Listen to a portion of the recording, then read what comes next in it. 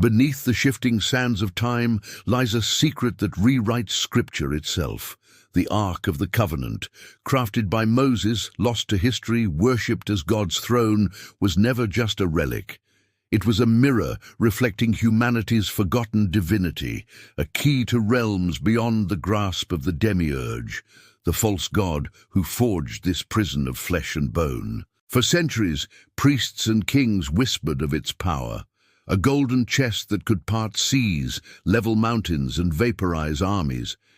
But the Gnostic sages, those rebels of divine truth, saw deeper. In their forbidden gospels, buried for millennia in the Egyptian desert, the Ark emerges not as a tool of Yahweh, but as a weapon against him, a vessel designed to shatter the illusions of a material world ruled by jealous archons. Consider the paradox. Noah's wooden salvation bobbing on primordial waves, and Moses' gilded coffer blazing through the Sinai two arcs, one purpose. The Nag Hammadi codices reveal their true kinship. In the Apocalypse of Adam, a text so dangerous it was nearly erased, the floodwaters cleansed more than sin. They drowned the lies of a creator who feared his own creations. Noah's Ark carried not just animals, but the seeds of Gnosis, the knowledge that would one day let humanity storm the gates of heaven itself. The measurements alone betray its cosmic purpose. Cubits of sacred geometry, 2.5 x 1.5 x 1.5, ratios echoing the harmonic frequencies of creation. Acacia wood, the incorruptible timber of Egyptian sarcophagi cloaked in gold, a metal alchemists called the sun's frozen tears. Why such precision? Why such opulence for a box meant to hold stone tablets? Unless those tablets were never the point. Look closer at the mercy seat, where twin cherubim locked wings in eternal embrace. Orthodox tradition claims they shielded God's presence. But the Gnostics whispered a darker truth. These were not angels. They were androgynous guardians of the pleroma, the realm of true divinity, their intertwined bodies forming a stargate that could pierce the veil between worlds. Touch the Ark unprepared, and the body died. Not because God struck you down, but because mortal flesh cannot withstand raw gnosis. Even its journey reeks of celestial theater. Carried into battle, it toppled Jericho's walls, not through divine might, but vibrational resonance. Hidden in Solomon's temple, it became the linchpin of a ritual system designed to keep souls tethered to earthly worship.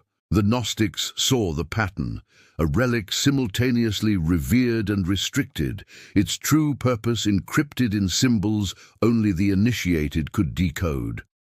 But the most damning clue lies in what was not recorded.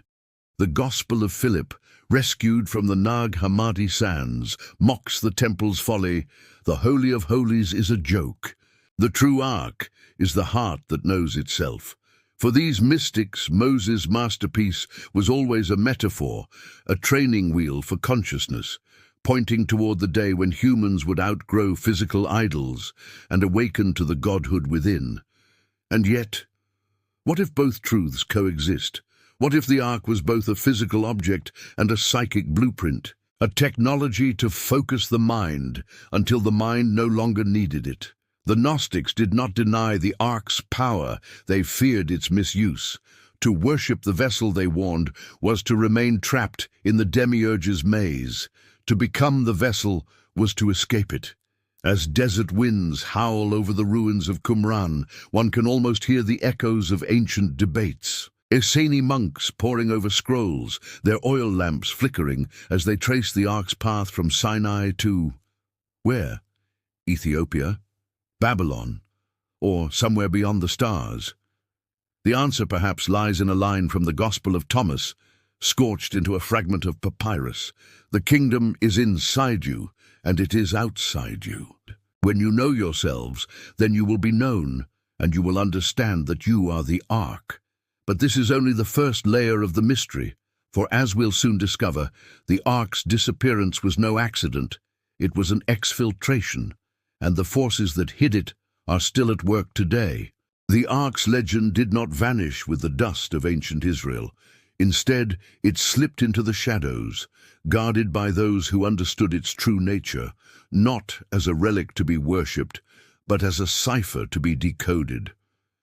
The keepers of this secret were not always priests in golden robes or kings with jeweled crowns. More often, they were outcasts, Gnostic visionaries, mystical women, and seekers who saw through the veil of dogma to glimpse the hidden architecture of reality. In the world of the Gnostics, every symbol was a doorway, every story a code. The Ark, they believed, was the ultimate riddle, a puzzle box whose solution could set the spirit free. While the world's empires rose and fell, these spiritual rebels preserved forbidden wisdom in secret gatherings and cryptic texts, passing their insights from hand to trembling hand. The Gospel of Truth, smuggled out of the burning libraries of Alexandria, describes the Ark not as a container of law, but as a vessel of remembrance. Ignorance of the Father brought terror and fear, it reads, but the Ark carried memory of the light. For the Gnostics, the true danger was not the wrath of God, but the amnesia imposed by the demiurge. The Ark's power was to awaken what had been forgotten, the divine spark within every soul. This was a direct challenge to the keepers of orthodoxy. In Jerusalem, the high priest guarded the Holy of Holies with swords and curses, warning that any who entered unbidden would die. But in the Gnostic imagination, this was not protection from God's fury. It was a barricade against enlightenment. The Ark's danger was a metaphor for the shock of awakening, the shattering of illusions that kept humanity docile and obedient. Yet the Ark's secrets were not only for men in temples. In the Gnostic tradition, the feminine was not secondary, but essential. The Shekinah, the indwelling presence of the divine, was often depicted as a woman, hidden within the Ark, as wisdom concealed in matter. The Thunder, Perfect Mind, a mystical poem found among the Nag Hammadi scrolls, gives voice to this hidden aspect. I am the one whom they call life, and you have called death. I am the one they call law, and you have called lawless. The Ark, then, was a womb of paradox, holding within it the union of opposites, the secret of creation itself. The alchemists, inheritors of Gnostic thought, saw in the Ark the blueprint for their own great work. Acacia wood, incorruptible, symbolized the immortal soul. Gold, purified in fire, stood for the perfected spirit. The tablets within were not merely laws, but stages of transformation lead into gold, ignorance into gnosis. The Ark's journey through the wilderness mirrored the soul, Er's passage through the desert of unknowing, seeking the oasis of self-realization. But the keepers of hidden knowledge knew that symbols could be corrupted. The Ark's power, in the wrong hands, could become a weapon of control. History is littered with tales of those who sought to possess the Ark for their own ends. Pharaohs, conquerors, even the Nazis, in their feverish quest for occult power. Each time the Ark slipped away, as if protected by an intelligence greater than any human scheme. Perhaps this is why the Ark's ultimate fate remains a mystery. Some say it was taken to Ethiopia, guarded by priests who claim descent from Solomon and Sheba. Others believe it was hidden in a secret chamber beneath the Temple Mount, waiting for a new age of revelation. But the Gnostics taught that the Ark's disappearance was no accident. It was a message. The true Ark cannot be found in stone or gold, but only in the awakened heart. In the words of the Gospel of Mary, another voice silenced by the Orthodox, "Where the mind is, there is the treasure." The keepers of hidden knowledge understood that the Ark was not lost, it was transformed. Its legacy lives on in every seeker who dares to question, to remember, to awaken. And yet the story does not end here. For every secret uncovered, another lies in shadow. As we journey deeper, we find the Ark is not merely a vessel of memory, but a portal, a threshold between worlds, guarded by forces both luminous and dark. The next layer of the mystery awaits, where the boundaries between matter and spirit dissolve, and the true adventure begins. The Ark's legend, like a river winding through the landscape of the soul, now flows into deeper waters.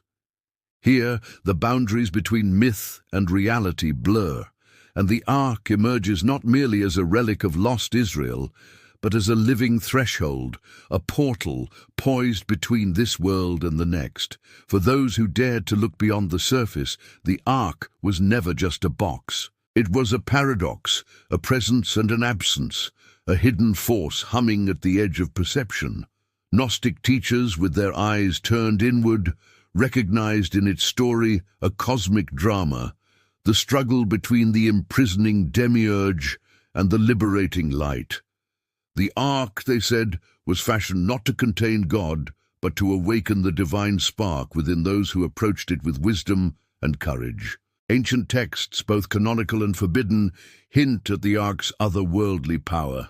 In the Apocalypse of Adam, the flood is not simply a punishment, but a cosmic reset, a chance for the true children of light to escape the grip of the false creator. Angels descend on clouds, rescuing the chosen, while the rest are swept away by waters meant to erase memory itself. The Ark, in this telling, is more than a lifeboat. It is a vessel for souls, a craft that ferries the awakened across the waters of forgetfulness to the shores of Gnosis. The symbolism deepens when we peer into the Holy of Holies, the sacred chamber where the Ark was kept. Only the high priest could enter, and only once a year, after elaborate purification. To the Gnostic mind, this was not about ritual purity, but about the readiness of consciousness. The Holy of Holies was a microcosm of the cosmos, a space where heaven and earth touched, where the veil between the seen and unseen grew thin. The Ark, resting in this liminal zone, became a bridge, a place where the soul might remember its origin and destiny. But the most profound twist in the Ark's tale is its connection to the feminine, so often hidden or suppressed in Orthodox tradition. The Gnostics revered Sophia, the embodiment of divine wisdom, who fell from the pleroma and became trapped in the world of matter. In their vision, the Ark was her symbol, a womb of light concealed in darkness, a promise that wisdom would one day be restored. Even in later Christian tradition, echoes of this mystery remain. Mary, called the Ark of the New Covenant, carries within her the Logos, the living Word. The Ark's very architecture whispers of this secret.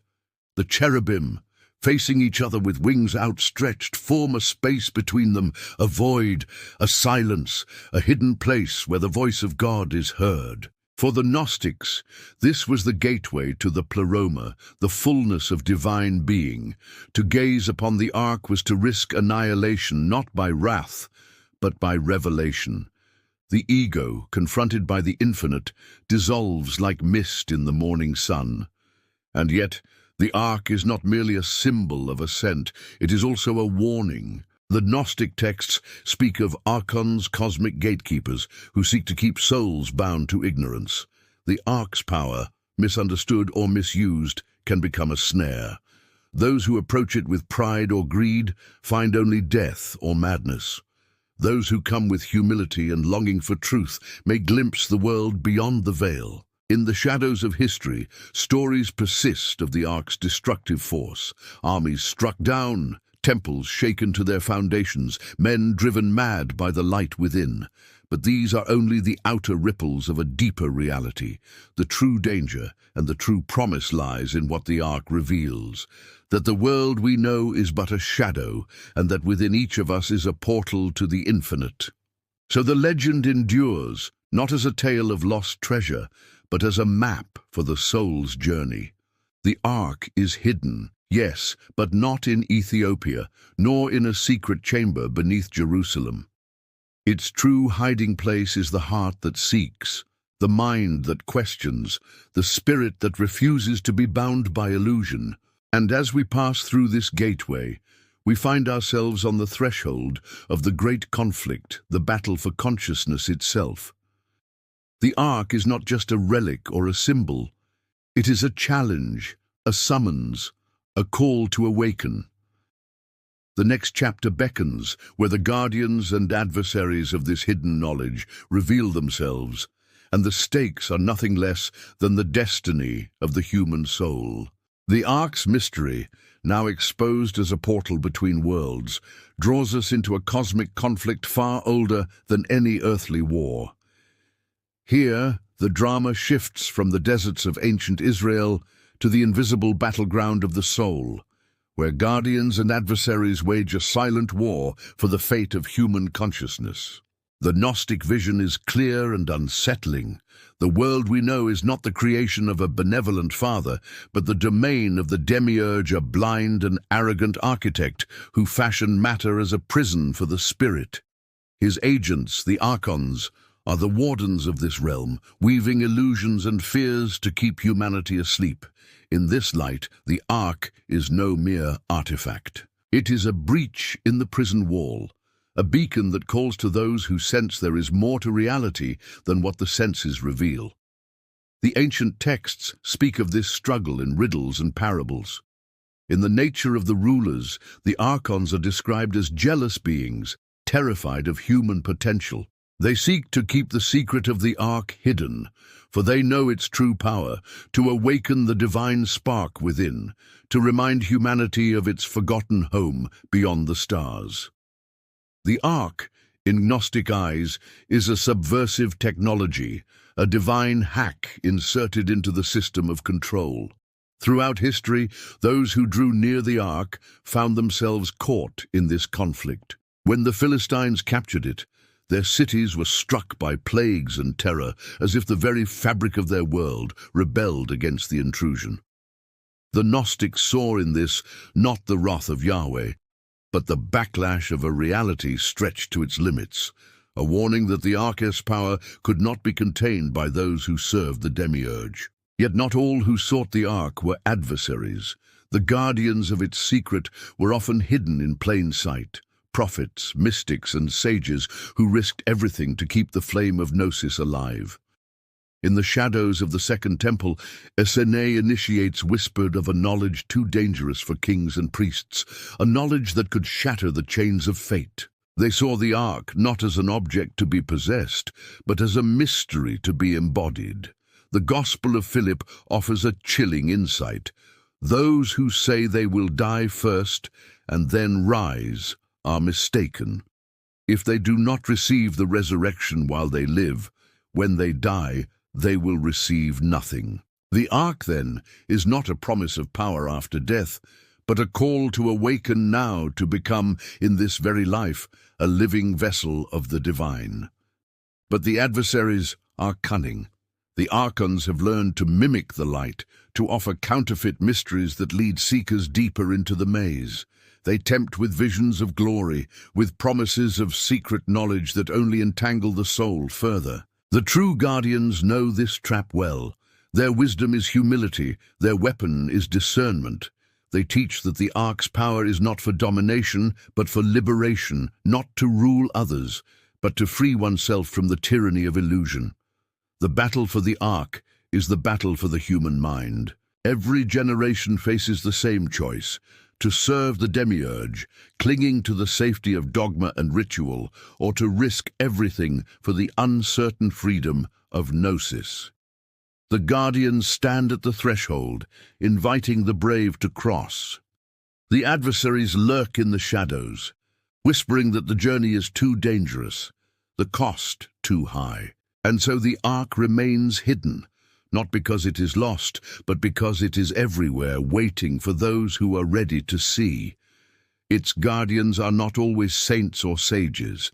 Sometimes they are the wounded, the outcast, the dreamers who refuse to accept the world as it is. Its adversaries are not always demons or tyrants. Sometimes they are the voices of fear and doubt within our own hearts. As the story reaches its climax, the stakes become clear. The Ark is not just a relic of the past, but the key to the future. Its guardians and adversaries are locked in a struggle that will decide not only the fate of a nation, but the destiny of the human soul. The final revelation draws near a truth that will challenge everything we thought we knew. and invite us to step beyond the veil once and for all. The Ark's trail, veiled by centuries of rumor and longing, now leads us to the most intimate and unsettling revelation of all. For as the dust settles on the battlefields of history and the echo of ancient rituals fades, the true location of the Ark comes into focus, not in a lost temple nor in a hidden vault, but in the uncharted depths of the human soul. The Gnostics, those fierce guardians of forbidden wisdom, always hinted at this. Their scriptures, rescued from oblivion, speak not of relics to be found, but of mysteries to be realized. The Gospel of Thomas whispers, "The kingdom is inside you, and it is outside you." The Ark, in this vision, is not a thing to be possessed, but a state to be awakened, a living technology encoded in the very fabric of our being. This is the final twist, the secret that both terrifies and liberates. The Ark's disappearance was never a loss, but a transformation. It slipped from the grasp of kings and conquerors because it was never meant to be owned. Its gold and acacia, its tablets and cherubim, were always metaphors, signposts, pointing toward an inner reality. The Ark is the heart that remembers, the mind that questions, the spirit that refuses to bow to the tyranny of the demiurge. Yet this is no simple comfort. To become the Ark is to risk everything. The Gnostic path is not for the faint of heart. It demands the courage to face the archons within those voices of fear, shame, and conformity that guard the gates of awakening. It asks us to become both guardian and seeker, to hold the paradox of being both lost and found, both exile and heir. The ancient texts, when read with awakened eyes, reveal this journey in every line. The tablets within the Ark are not laws carved in stone, but living words inscribed on the heart. The manna is not bread from heaven, but the nourishment of insight that sustains the soul in the wilderness of confusion. Aaron's rod, blossoming against all odds, is the symbol of latent power proof that life can burst forth even from the dead wood of despair. The Ark, Eis, vanishing from the world stage, was the opening of a new chapter in the human story. No longer confined to a single people or place, its mystery became universal, a challenge and an invitation to every seeker in every age. The Gospel of Philip declares, "You are the Ark." To recognize this is to step into the Holy of Holies within, to hear the silent voice that has always called us home. And yet, the journey does not end here. The world remains a place of exile, a land of forgetfulness where the archons still whisper their lies. The battle for consciousness is never truly over. But now the seeker is armed with a new knowledge. The Ark is not missing. It is waiting patient, indestructible in the sanctuary of the awakened heart. So the story closes, not with the finding of a lost treasure, but with the discovery of a living truth. The Ark of the Covenant, that most sacred and sought-after vessel, is revealed as the birthright of every soul that dares to remember. Its power is not in gold or stone, but in the courage to seek, to question, to awaken. And as the light of this knowledge dawns, a new question arises, a question that lingers, haunting and hopeful. If the Ark is within us, what new worlds might we cross? What hidden realms of spirit and meaning wait just beyond the veil, ready to be revealed by those who dare to become the living Ark? The mystery endures, as all true mysteries do, not as a riddle to be solved, but as a path to be walked. The Ark is not behind us, nor ahead. It is here now, in the sacred space where the seeker becomes the found, and the legend becomes life itself.